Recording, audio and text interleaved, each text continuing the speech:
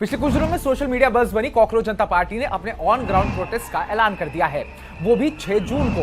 Founder Abhijit Dipke भी USA से भारत आ रहे हैं और इसी बीच 3 ऑफिशियल स्पीकर्स का भी ऐलान कर दिया गया है। पार्टी का दावा है कि वो न्यू जनरेशन की आवाज है जो बिना किसी पक्षपात के देश की राजनीतिक बहस को बदलने वाली है। लेकिन इन तीनों स्पीकर्स के बैकग्राउंड को गौर से देखें तो सच्चाई कुछ और दाल पूरी काली ही नजर आती है।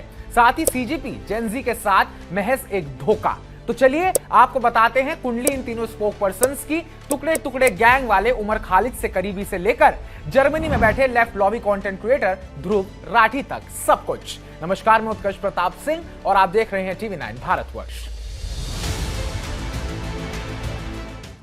सीजेपी वो नाम जिसने पिछले 1 महीने में देश में चर्चा का बाजार गर्म कर दिया।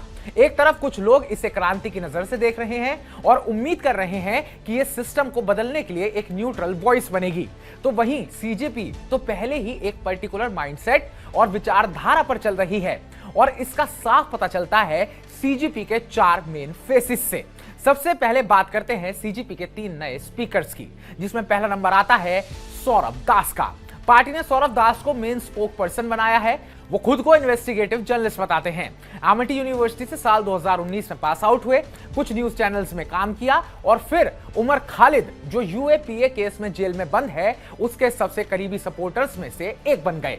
उमर खालिद वो शख्स है जिस पर दिल्ली दंगों की साजिश का आरोप है। टेररिस्ट अफजल गुरु की फांसी का विरोध करना और भारत तेरे टुकड़े होंगे इंशा अल्लाह जैसे नारों की विचारधारा से उमर जुड़ा रहा है। सीजेपी के मेन स्पोक पर्सन सौरभ उसे ब्रेवेस्ट ऑफ ब्रेव्स बताते हैं, जिससे उनका माइंडसेट और उनका झुकाव साफ नजर आता है।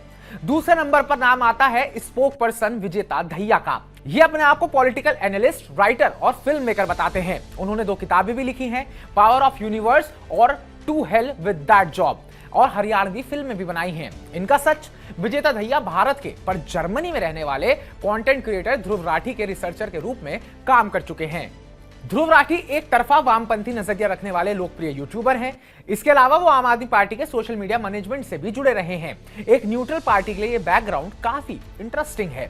तीसरा नंबर आता है स्पीकर आशुतोष रांका का। आशुतोष रांका को पार्टी ने तीसरे स्पोक्स पर्सन के रूप में पेश किया है। उन्हें राजनीतिक शोधकर्ता और IIT Kanpur plus McKinsey background वाला बताया जा रहा है।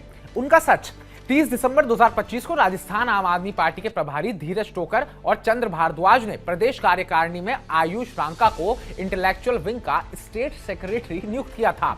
वो आम आदमी पार्टी के मन से कई मुद्दों पर प्रेस कॉन्फ्रेंस भी कर चुके हैं, यानी वो आम आदमी पार्टी के आधिकारिक पदाधिकारी रह चुके हैं। पार्टी खुद को जेन-ज़ीज़ की न्यूट्रल आवाज बता रही है, जो इंटरनेट पर स्क्रॉल करने वाले युवाओं को आकर्षित कर रही है। लेकिन तीनों स्पीकर्स का बैकग्राउंड देखने के बाद तस्वीर एकदम साफ हो जाती है।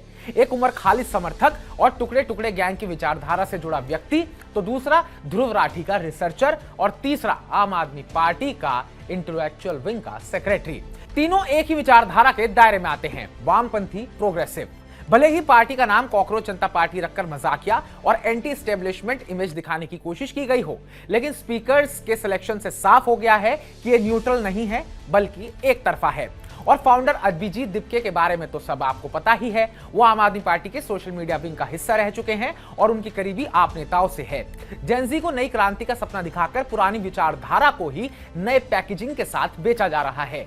शहीद भगत सिंह ने कहा था, क्रांति कोई मजाक नहीं है, इसके लिए निष्पक्षता, समानता और जातिवाद से मुक्ति जरूरी है। लेकिन यहाँ तो पक्ष पहले से ही साफ नजर आ रहा है।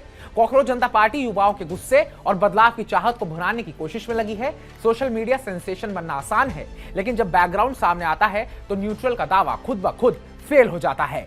युवा साथियों, स्क्रोलिंग से पहले थोड़ा चेक कर ले कौन किस विचारधारा का है, क्या उसका बैकग्राउंड है, क्योंकि फ्यूचर लिखने का दावा करने वाले अगर पुरानी दुकान के पुराने खिलाड़ी हों तो सावधानी बरतनी जरूरी है। देखते हैं 6 जून को अब क्या होगा।